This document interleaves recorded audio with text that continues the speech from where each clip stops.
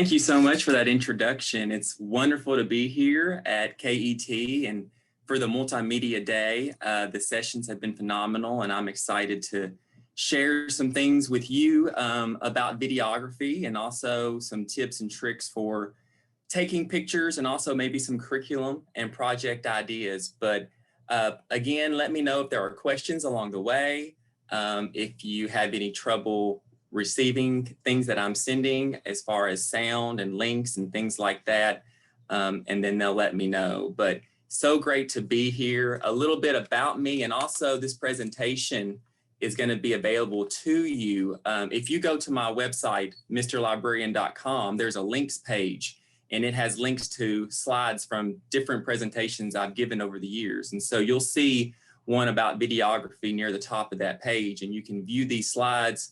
And then there'll be links here that you can use later for reference and as a resource whenever you're trying to figure out how to use video and photography more in your school, library, and your classroom. I've also hyperlinked some things and some programs that I've had the privilege to be part of over the years, from a National Geographic Teacher Fellowship to Antarctica. That's linked. That program there is for K-12 educators. So again, they're accepting applications every year for teachers to go aboard their ships to different destinations to learn about the environment, wildlife, climate, to figure out how we can bring that information back to our schools and their communities. The NOAA Teacher at Sea program, you get to work aboard a research vessel, and you get to help scientists collect data, whatever it is that they're studying on that voyage. There was a Teach Fellowship where I got to travel to Bahrain and visit schools there and different political organizations and businesses. And it was a really great tour to see how things are done there compared to what we do. And so sharing that with my teachers and students was super rewarding. Also, there's a program for Fulbright teachers to go to different places for an extended stay. So I spent 3.5 months in Finland in 2018, and that program is for K-12 educators. And so from that program, I was able to develop a PBL website with information about how to get started with project-based learning. And, PBL is really what got me more interested in videography than really travel, is how can I use video and images to support student learning? Because we do live in an age where, I've probably looked at videos and pictures 30 times since I've been up this morning, from YouTube clips to pictures people send me to looking at the news. And so it's a part of our literacy now, and definitely ways to engage students to not only see the information, but to actually create their own is going to be the next step that really helps them prepare for things they want to advocate for and passions they want to pursue. This session is about using videos as a way for not only maybe you as an educator to deliver information or to demonstrate different skills, but hopefully get to the point where students too can use videos as a way to show what they know, to teach others. And with now that we have so much information and so many resources for blended learning, online learning management systems like Google Classroom and Schoology, these products of students are so easy to share with parents, families, organizations, that really they have an audience, a real world authentic audience, and that really kind of increases their motivation to pursue these challenging projects and things that do take a long amount of time maybe, but still are richly embedded in the curriculum and in the standards. I teach at a school with first, second, third graders. And so there are about 700 first, second, third graders. So they're young students, and they're doing things that quite frankly amaze me that they're able to do, but they're so eager to learn, and they're embedded in this culture of digital literacy, of this nature and environment of technology, that they pick things up very quickly. And so if things don't work out, that's okay, because you're going to learn as much from them as they're going to learn from their mistakes. Because I can't keep up with all the different changes in videos and photography and resources. And I was kind of getting overwhelmed preparing for this presentation because I thought I knew enough, but there's so much more I don't know. And so that kind of leads me to my disclaimers that I am not an expert on videography or photography. I don't even have a fancy camera really, as far as, well-produced photography goes and SLR or anything like that. But you don't need that necessarily, and you don't have to know everything. It's just like as me as a librarian, I don't have to necessarily read every single book in the library to know everything about where to direct students and how to support them and get them in the right direction. So you know enough probably already to get started. And I'm excited to see what you put in the chat box that I can look through later to kind of see what things that you've used. So feel free to share resources, ideas, different products and tools that we can all learn from.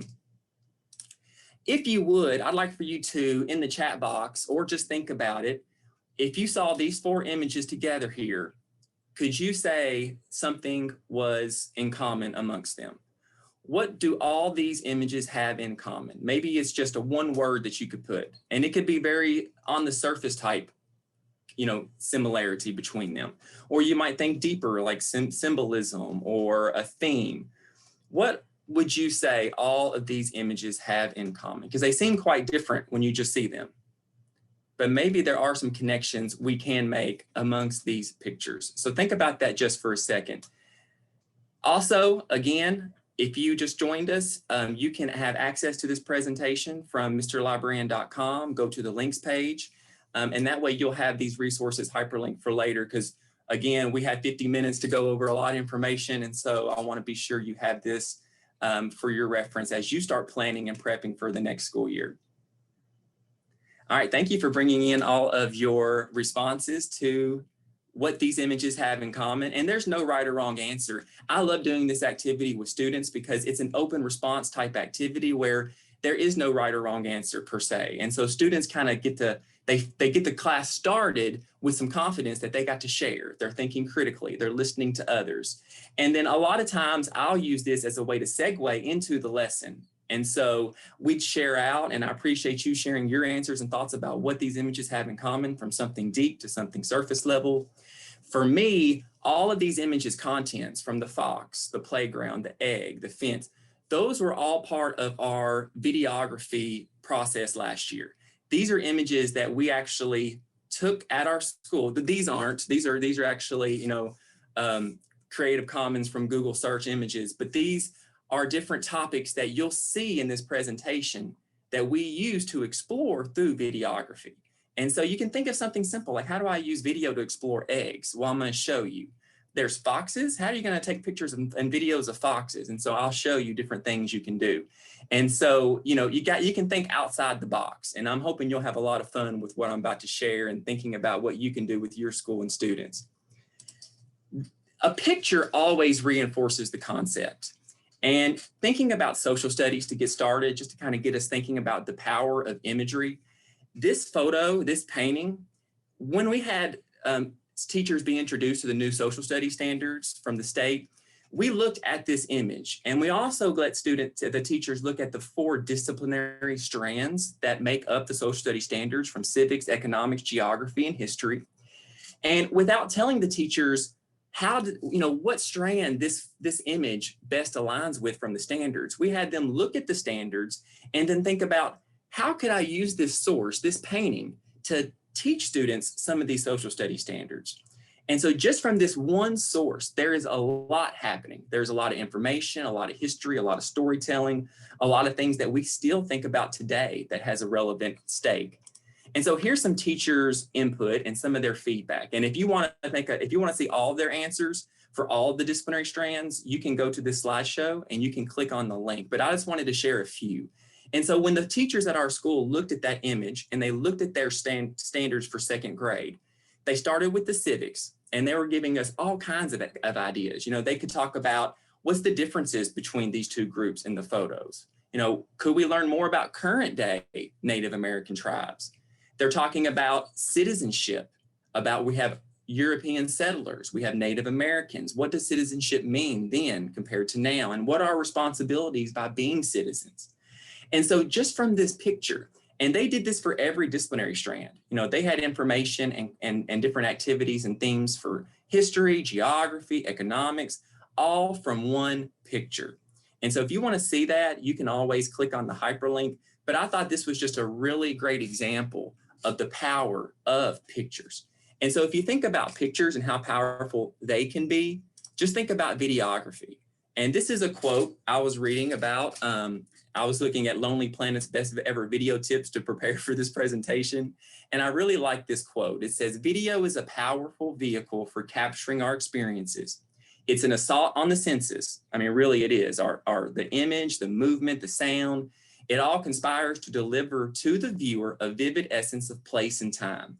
I mean, you are capturing, you're documenting, not only as a learner, but also as a teacher and someone that can share this with others later on. Photography can offer only a snapshot of a single moment. Video can build a montage of sides, points of view, and real-time action. At its best, it immerses the audience, making them feel they're really there in the moment, hearing the bustle and smelling the aromas for themselves. And so I thought that was a really great way to kind of capture the power of videography. And I'm hoping you'll see some ways that you can really immerse your students and their audience with some different type tools. Some more reason why we need to have this kind of like in the forefront of our lesson planning and our curation of materials for our library, our school, is that with the KAS for technology, we're looking at ways that students can use technology and apply those technology tools and skills to demonstrate their learning in other content areas. And so seeing how technology is such an important part of our lives and of our learning, this is a great way to do that. This is a great way with videos and photography to have students be content creators, not just content consumers. It's also a great way for you as a teacher to present information in ways that's engaging, that's going to make more personalized learning, connecting them with resources through their learning management system, depending on their needs. And so there is a relevance to video and photography directly with what students are learning, with what they're learning in the content, as well as what they're learning through technology standards, library media standards, because they're definitely inquiring, they're collaborating, and they'll be ethical users of information. And we'll teach them those digital citizenship skills about how they use information, different resources in their videos. And so it's a great way to do that through modeling and not just always just direct instructions. Here's what digital citizenship means. They're practicing it, and you are a guide more than a sage on the stage through the process. I'd like for us to look at a few engaging educational video examples. These are linked, and these are just a few, of course. These are ones that I use and have gone through to see, what makes a good video. I'll use these as examples with my students. I'd like to show you a clip from the KET Biodiversity on PBS Learning Media, and it's just a 45-second clip, but think about what are different features and aspects and techniques that these videographers made and chose to present this content in just 45 seconds. When I think of the term biodiversity, it's just a reflection of on the landscape, plants, animals, water systems, small streams, rivers, lakes, and all of the things that utilize those fish, mussels, birds, snakes, frogs. It's all that richness of life, insects, and all the beautiful things that are out there that all have an intricate role. Biodiversity is the sum of all scope of small scale to large scale, depending upon what you're considering. It can be from microorganisms in the soil up to large ones like mammals and the environment they need to sustain themselves. That's a short answer. Well, that's what biodiversity is. Okay, and so in 45 seconds, there's a lot given to you. And so for students, when we talk about this video, they'll mention things of the voiceovers. You can continue to hear people talk while they're showing the B-roll, the video on the background of the animals and of the scenery. They had two different speakers, not just one person. So you might get different experts, different people that you can interview to get different perspectives. There were titles and headings there of who those people were. The movements were quickly, the scenes were transitioned kind of quickly, but they were subtle so that the information that was presented and discussed by the speakers was then shown. And so these are just little things that we kind of keep students mindful of so that when they create their videos, they're aware of what different things through examples could make their videos even better.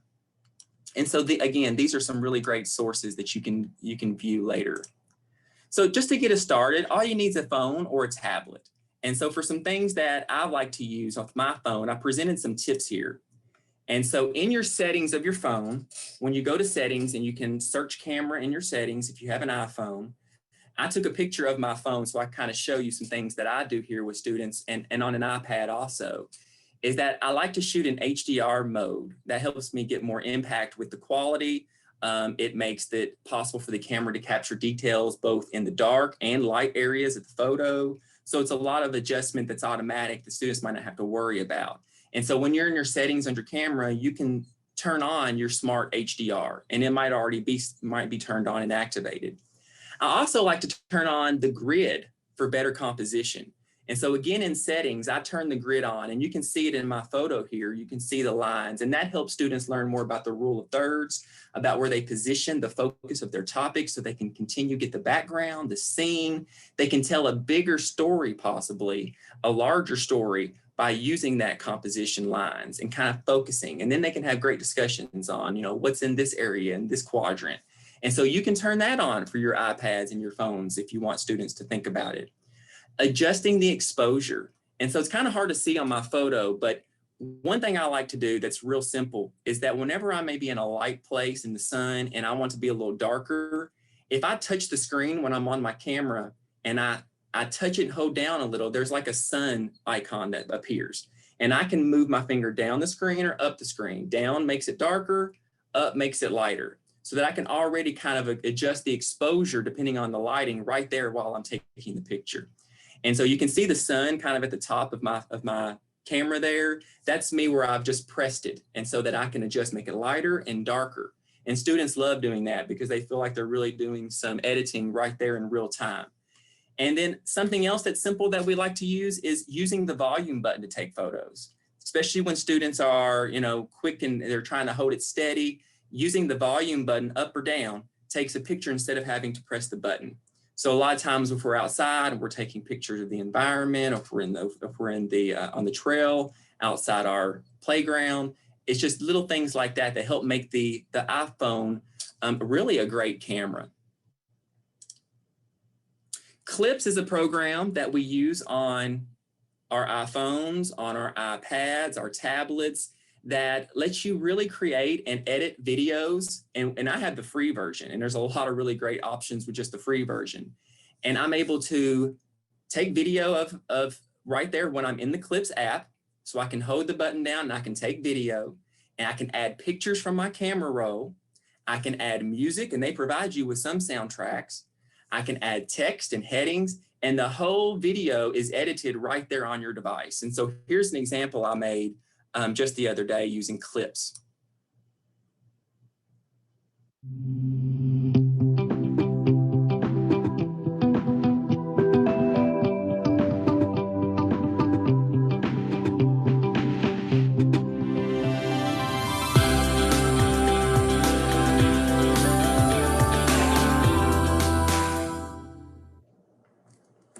So it's a nice, quick, easy option that probably took me 10 minutes to make right there from my phone.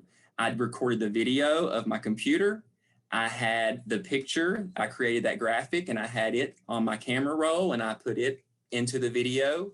You can trim your video. So if your students take one for too long, you can trim down that segment.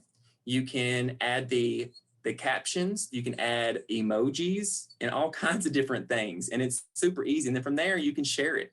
You can, upload it to your Google. You can email it to yourself, save it to the camera roll. And so Clips is a really great program, probably even worth getting a paid subscription so that you can have more features, more options like that. But so far, I've been just fine with Clips depending on how much I'm using it. And so that's one really great program to use with your tablet and device. Do Ink is an app that we also use. It is a green screen app.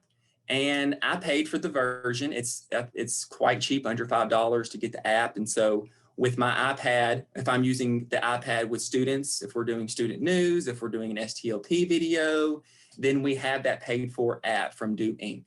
And I've linked in a video tutorial. So if you can always click on this picture and they'll teach you more about how to use the program. But it's so self-explanatory. It's really intuitive about how you do it. And so you can see even on this picture that they had the video of the person at the top, right there on the bottom. And then they had their green screen image of the forest at the bottom. So they timed that so that the whole time the video's running, so if there's students talking and they want to have a certain background, they time the background to be as long as the video. That way it's there while they're talking to give them a different background.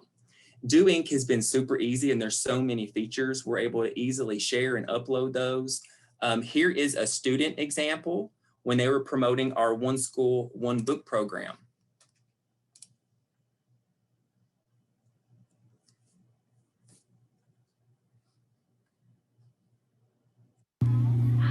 Hello, Simpson Elementary.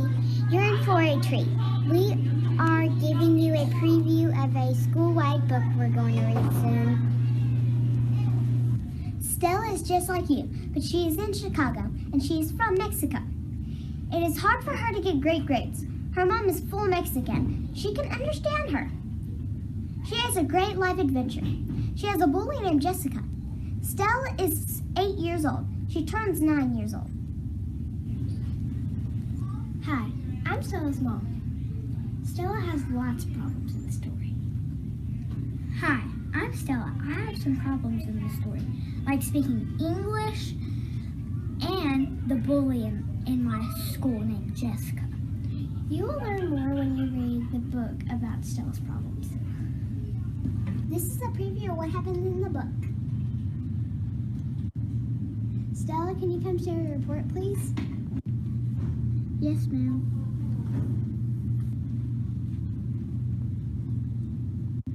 This is my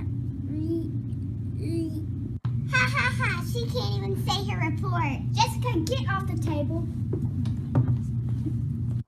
This is my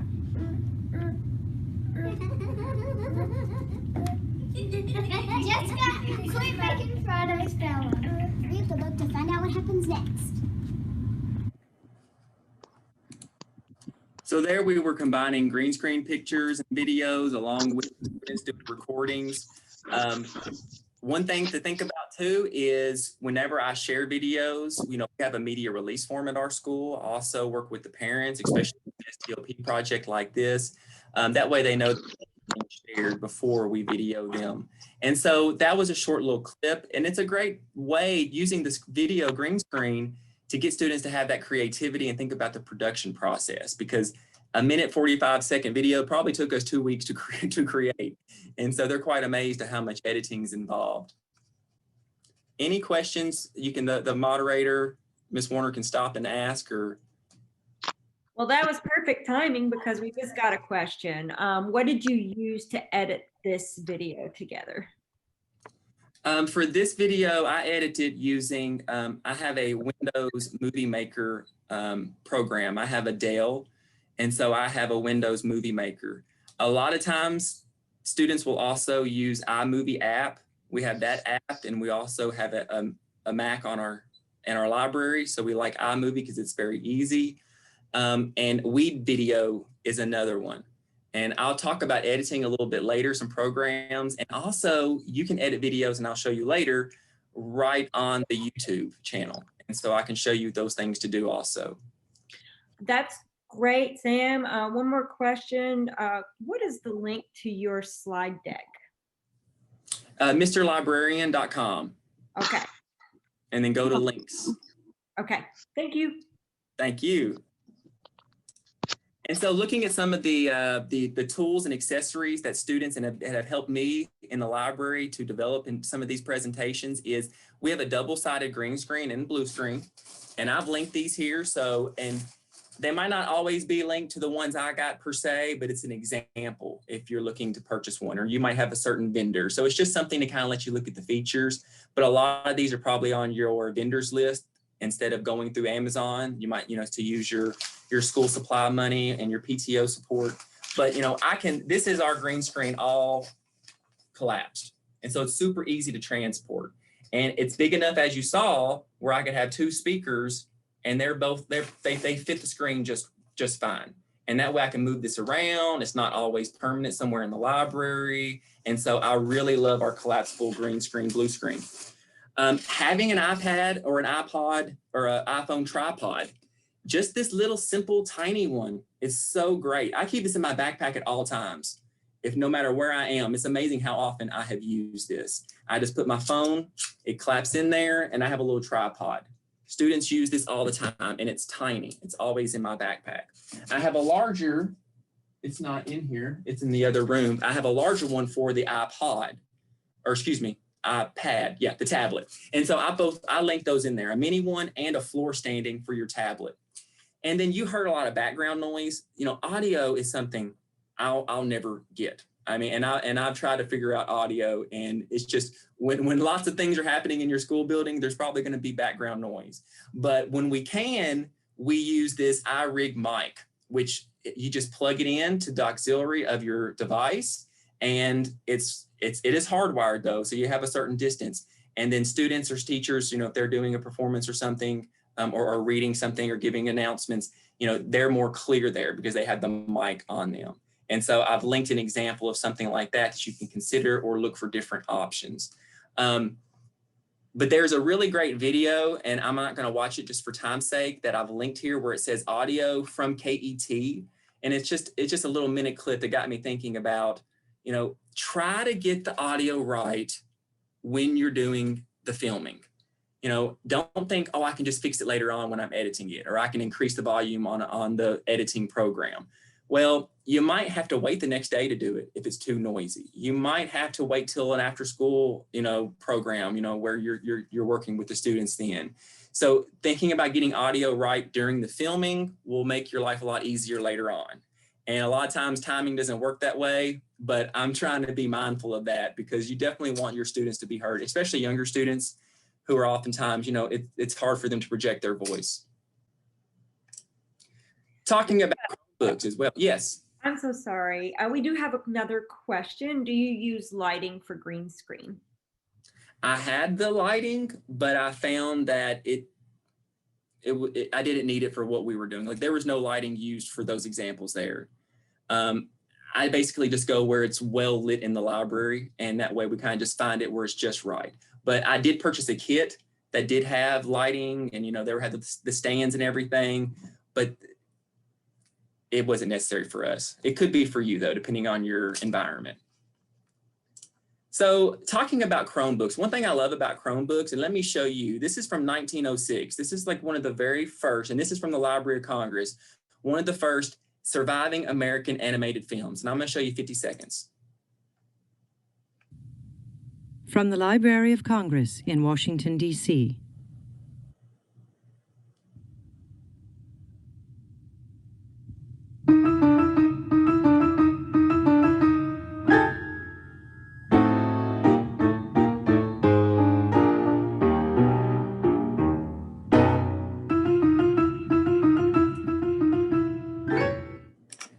And so this is an example of stop motion animation, something that is really great to use with your Chromebooks, your tablets, your devices. And, you know, over 100 years ago, they were doing it right here on a chalkboard and just being able to take those still shots over time to create a video and to make a cartoon. And so how can you do this with Chromebooks? Well, you have a stop motion animator Chrome app. It's not an extension, it's a Chrome app. And so a lot of times I'm looking on my extensions and like, where is that? Well, it's in my Chrome app. And so your apps are different from your extensions. But you can see a screenshot here I did of what the platform looks like. Super easy. Your district can probably push these out to student Chromebooks if you want. And that way they have access to it if you're doing a club or you're in the classroom. And they're able, if they have cameras on their Chromebooks, not all do, they'll be able to create their own stop motions right there from that Chrome app by capturing the image, moving their whatever they created, their model, their claymation, maybe they're doing a drawing, and they're able to save it there on their Chromebook. And so it's really user-friendly. You know, you just kind of click and you do it. There's also Stop Motion Studio app, and I have this for my phone and on my tablets. The free version is very limited. I created this with the free version.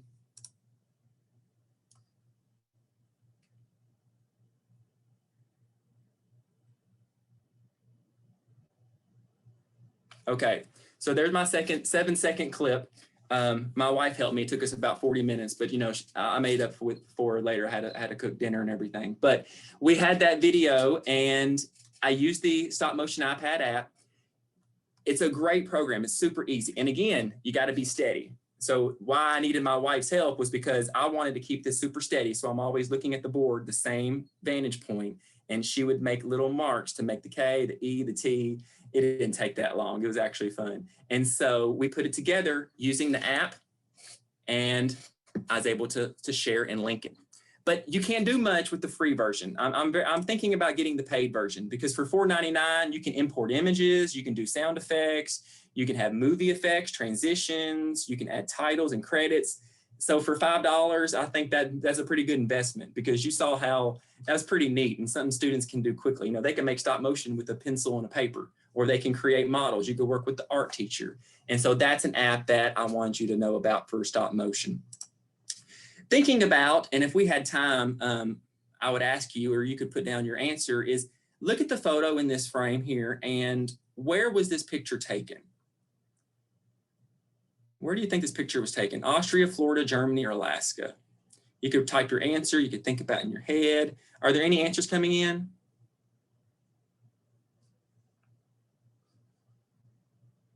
Sorry, yes, we've got all over the place. We've got Florida and several for Germany, Universal, Austria, Orlando, Harry Potter World, Germany, Florida. Okay. Oh, some of you are just too well-traveled. Very good. This is Harry Potter World. And so Universal in Florida. But if you're just looking at the one vantage point, like I showed you, you don't always know the whole picture. That's where these wonderful 360-degree cameras come in. And I'm able to use these to take pictures of my entire surroundings. So that was on vacation. And so it might look like Austria, Germany, somewhere, but that is in Florida in June of a few years ago.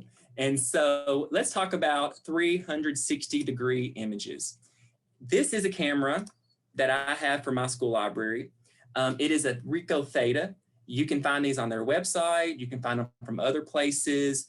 I have loved this. I have taken this on all kinds of trips. I've worked on doing projects with students. And I'm going to show you some things that you can do with it. One thing, it might be a school tour. So here is a tour of our school library. And see here, this is on YouTube. YouTube allows you to put 360 videos that you can click. And so here I am using my mouse to move this picture around to look at my school library. And so you could do school tours. That's a great STLP project with just this device. You know, look at all your classrooms, tour the playground. So you can put these on YouTube. You can also put these, and here's where I went to Bahrain, to a library in Bahrain. You can put these in Google Photos. Google Photos also lets you upload 360 images. Click on the image. You can share these links just like any other Google photo. And then there you are. So I'm able to see their makerspace. I'm able to see their library, their books, the librarian. There I am. And so Google Photos is a great way to share these. Let's look at what else we can do here. You can also upload these to Google Earth Street View. And so here in the Google Earth Street View app, I did a little recording. Here's my phone. And you can see here that when I take a 360 image and it's on my phone because there's an app, I can upload it into Google Street View. And so when I went to Antarctica, I had a 360 camera and I was able to upload where I took the picture. So it's great for geography, knowing the exact positioning. And then when people, and I've had, some of these have had over 250,000 views because it's on Google, it's public. And so you got to know that too, if you want to make it public, if you publish it. And so when people go to look on Google Earth for Antarctica, they can see some 360 image perhaps that I took. And so it's really great to put those on Google Street View for you as the teacher. And then you could, you know, connect students with that. Like, oh, I went to Yellowstone this summer. Let's look at some pictures of my trip. Also, speaking of Google Street View, when you're on Google Earth, when you go to Google Earth and you click the peg man down in the corner under your options, it brings out blue spots. That's Street View essentially. That is when people use a camera like this and they put their pictures on Street View. And then when you go on Google Earth, you can see those pictures. So if you want to show students somewhere in China, Australia, Kentucky, you can click on that peg man and you'll see 360 images by clicking on the blues. So, I mean, these are really a great part of exploring the world. What I really love is ThingLink. ThingLink is a way for you to annotate your 360-degree images. And so here's an example. This is a paid program. And if you think you're going to have a camera and you're going to be doing lots of projects, it might be worth it because you can see here that I'm able to take my 360 image and I can embed information. So I put information on here so I could teach students about an iceberg. They click on it, they can read about an iceberg. This information came from NOAA. You can also put YouTube videos. So what's below the tip of an iceberg? They could watch that right on the 360 image. I could do photos with captions. And so ThingLink is a really great program to do that. I also have, here's a student example. We had a watershed project for STLP one year where students were trying to figure out why there was so much standing groundwater and flooding. And so we took a 360 image of the area around our school and see how wet and swampy that is. And so we're trying to inform the community about our watershed and where the water moves and how it travels and how different structures like our school building impact that. And so they took this and they took a still picture and they uploaded the still picture into the ThingLink with the caption. They had a little video about what is a watershed from YouTube. And so, I mean, just think about how this re-innovates presentations. Instead of always doing a Google slideshow, maybe students can present right here using visual imagery. And so that is ThingLink. And if you're interested, it might be well worth getting a paid prescription to that. We've got a couple of questions for you. Yes. One is, how high should you keep the camera to take videos or photos in 360? A lot of times I like to keep it high because otherwise the ground is going to be right there when you look down. This is actually a tripod. So I can actually, if I have like my standing tripod for my iPod or my tablet, I can connect this to it also. And then sometimes we'll do that where it's up high off the ground, connected to another tripod, and then we'll hide so that we're not in the picture. Because you take the picture with the app on your phone that's connected to the camera. And so that's all explained to you when you purchase it. So yeah, and you know, I can make this longer also. So you'd want to get a tripod, and there's all kinds of accessories you can find on Amazon. You know, I even have like a case for it because I want to keep it safe and well traveled, and it's got cushion in it for all that. Was there a second question? Yes. What format can you save or share it out?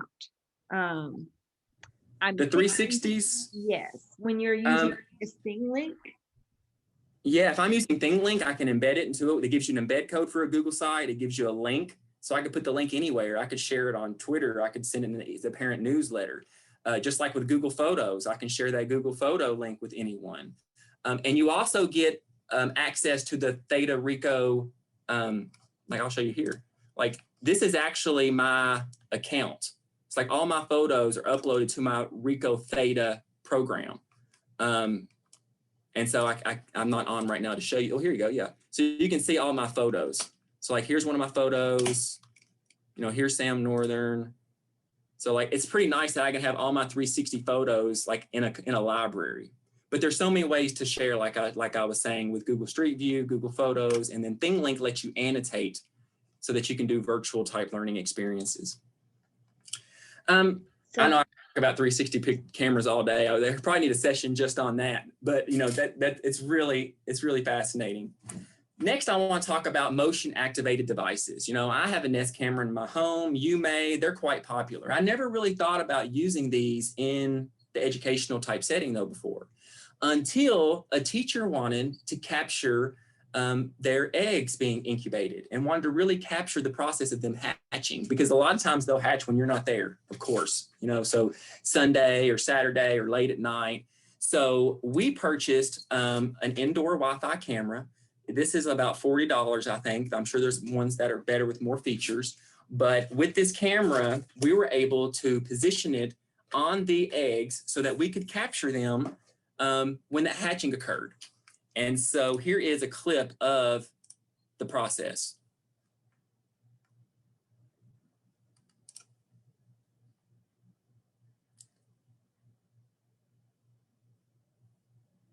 And as you can see, I'm pretty sure this is 12:13 a.m. is when the first one hatched, I believe. And so this process, and this was a virtual teacher, and so it was great that she could share with her virtual students this whole process happening, and that way they could experience it live. And so using that camera, this has a magnet on it, and she has a magnetic whiteboard. So we just put the camera there, positioned it towards the incubator, and we're able to put this together into a little edited clip so that we could share it out with those students. This was like in May when I got this, and I'm still learning a lot about it. It does have an iPad app. That way I was able to see the footage and share it.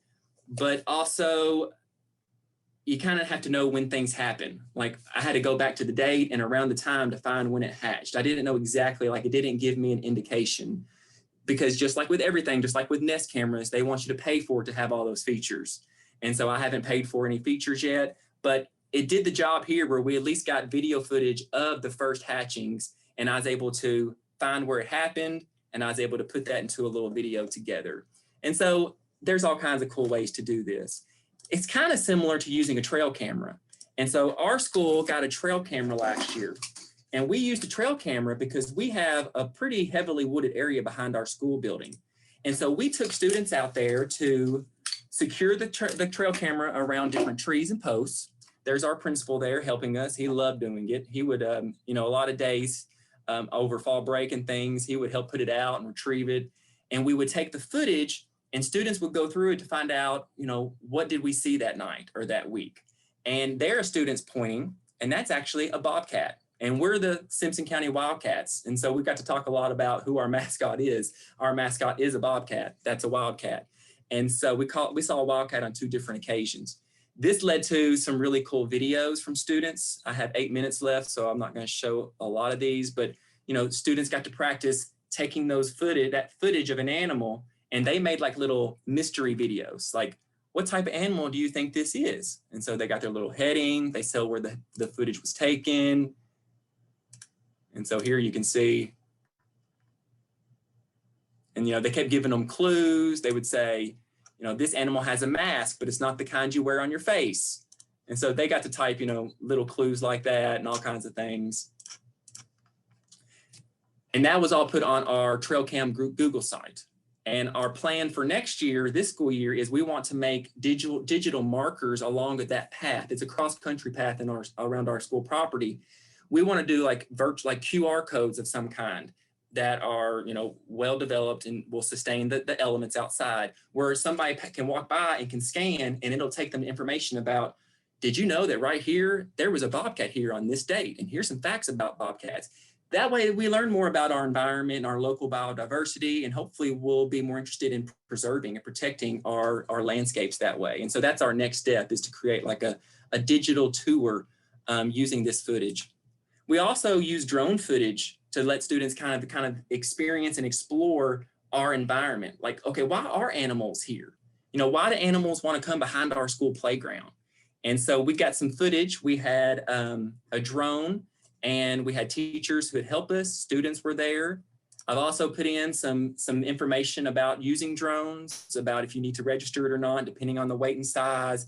All this information's on FAA, flying it to a certain height, 400 feet or less, taking a free test if you need to, depending on if your device is 55 pounds or more. So you can find all those guidelines along the way. And so, here's drone footage of our school. And this kind of shows students, they're like, whoa, there's that many trees behind our school playground. Like, they really didn't know. And we also did drone footage at different seasons. So we got to see it in the fall and the spring and the winter, and that kind of showed the changes too. And, students, we talked about, there's our school, and then here it comes. We talked about this retention pond. And so that led to conversations about our habitats and, maybe why do animals want to be near here? Does the pond have anything to do with it? And, it's also interesting because there's some photos where we have deer and we have, raccoons or foxes, and then you can see headlights in the background. And so students are thinking like, oh my goodness, the street is so near. And, there's houses right there. And it's just amazing to think about how connected we are, and that, there's wildlife all around us. If you'd like to see our trailer for the whole TrailCam project, it's linked in the slideshow if you want to view it later.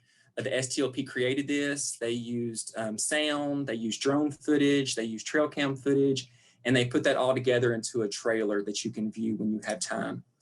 Again, editing type programs, iMovie. You can even edit with Animoto. Animoto is a really great way for your students to edit, and you can get free and paid versions for that. YouTube editor, if I'm on YouTube and let's say I want to edit my little KET video, if I go over here, I'm on my KET YouTube video, I go to editor, then there's going to give me options for if I want to trim down the video, if I want to add music, if I want to add an end screen. So you can edit right in YouTube as well. I know editing is a tough thing, and I wish I had an easy program that I could push out to all Chromebooks. And there are different ones, like I said, Video, and they can log into Animoto. But definitely it's something that you might try different things for different occasions. Also thinking about videography with your students, about using and adhering to intellectual property rights. So we talk about that a lot, that you created this video. Would you want someone using your footage without your permission or without your credit? We talk about that. So if you're going to use someone's music, is it your music or are you borrowing someone's music? So last year when we had a lot of virtual learning, I created a one-page Google site about copyright and Creative Commons, about how you cite information that are protected by fair use, what it means to have things in the public domain. And what I really like is this is a page with resources. So these are go-to resources for students, teachers, and myself. If I need royalty-free music, I can click on this link and I can go to this program. If I need free icons, I can click on this link and go to that program. And that way I know I'm using things that are protected under the Creative Commons license, but I'm still trying to teach students that even if it is free to use, you still need to cite it. And we try to do that on our credit page of our video, our end screen. And so this one pager might be something to help you not only get different stock images and music, but also get your students thinking about how they credit those sources when they create their own works. So I wanted to share that with you too here at the end. Sam, we do have a couple of questions. Yes, please. First is, what is the name of that trail camera again? It's LinkedIn, and it's also a Rexing. Could you spell that? It's R-E-X, here it is, I-N-G. Okay. And another thing is I got rechargeable batteries, and this was a lifesaver. So this was on Amazon or somewhere, and I don't know, just whatever one I thought looked good. And I've had these same batteries, and plus the trail cam, I mean, we'd only need to charge it like every 3 weeks. I mean, really, like sometimes we'd bring it in, we'd look at it, and we'd take it back out without having to replace the batteries. But this saved us on batteries. And so you might want to think about rechargeable batteries for that. One more question was, Mary had issues in ThingLink, trying to share her videos. So she was wondering how that works. So here I am in ThingLink. So if I have a video, I go to share and I go to share link and I copy this and I put it places. That's how I embedded it in my presentation. I took this link and I hyperlinked a text or an image to take me to it. And there's other ways you could publish it to social, or you can embed it on a Google site. But that's how I've been able to share it. Okay, thanks. You're welcome. This is great. Well, this is a lot, thank you. And this is just a lot about the technology and the tools. There's obviously a lot more that goes into it as far as students planning, production, editing. I've linked some resources here from PBS Learning Media. Many of these are from KET. Some of these are from historical groups like National Archives about analyzing videos. It does take direct instruction, but the beauty of it is that it's a hands-on learning experience as well. And so getting students to think about the terminology, there's a great terminology sheet from KET on PBS Learning Media. And so those things are linked here under my headings here. And also storyboarding, you could do a print paper storyboarding, you could do digital storyboarding with PBS, storyboard that. Additional training, there's some great presentations from Multimedia Day. I'd go back and look at those recordings, look at these PBS Learning Media collections. National Geographic has a free storytelling course and you can register for it. It's linked there, and you can do one step at a time just to learn about storytelling through pictures and through videos. Because if a picture is worth 1,000 words, then I think a video is worth 1,000,000. And thinking about how ways we can use that to engage students and help them be content creators is the next step. And that will help them be informed citizens who are empowered to go out in the world and make a difference. Again, this presentation is at Mr. Librarian, and I thank you so much for letting me be here. It's been a pleasure, and reach out if you have any questions whatsoever.